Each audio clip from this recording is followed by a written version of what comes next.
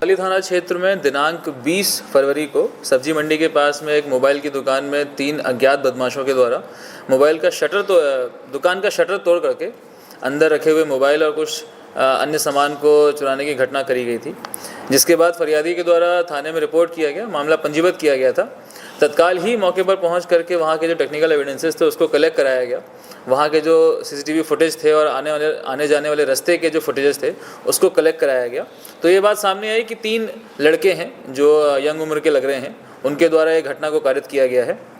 जिसको फुटेज की ट्रेल से फॉलो करते हुए जब जानकारी निकाली गई तो यह पाया गया कि वो लोग स्टेशन के माध्यम से यहाँ से सतना के लिए रवाना हुए हैं और हमारी टीमें इसमें लगातार इनके ढूंढने के प्रयास में लग गई थी। इसमें तकनीकी सहायता से और सीसीटीवी फुटेज को फॉलो करते करते जानकारी प्राप्त हुई कि ये जो 3 आरोपी हैं ये सतना से भोपाल के लिए रवाना हुए हैं ट्रेन के माध्यम से। इनकी तलाश करने के लिए हमारी टीम भी भोपाल पहुँची और उसके बाद में जब ये मोबाइलों की जानकारी निकाली गई और इनके बारे में जानकारी निकाली गई तब जा कर के भोपाल में ये तीनों आरोपी हमें एक साथ उपस्थित मिले, जिनके पास में से हमें लगभग जो चोरी किया हुआ माल था वो पूरा बरामद हुआ है।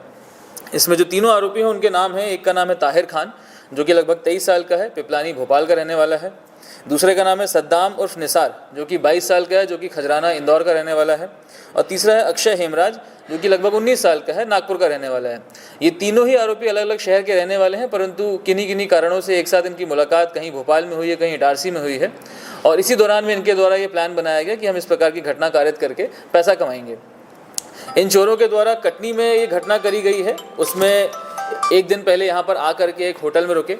इन आरोपियों के द्वारा फर्जी आइडेंटिटी कार्ड यूज़ किए गए, उसके द्वारा आईडी कार्ड इस्तेमाल करने के बाद में मार्केट में घूम करके दुकानों को देखा गया, उसके पश्चात में ये घटना कारित करी गई।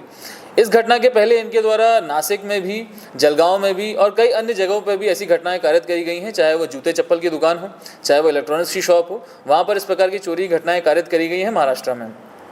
तो इनको जब गिरफ्तार करके पूछताछ किया गया तो इन्हें ये बताया गया कि ये लेबर सप्लाई का काम करते हैं और ट्रेनों में घूम घूम करके इसी प्रकार चोरी की घटनाओं को कारित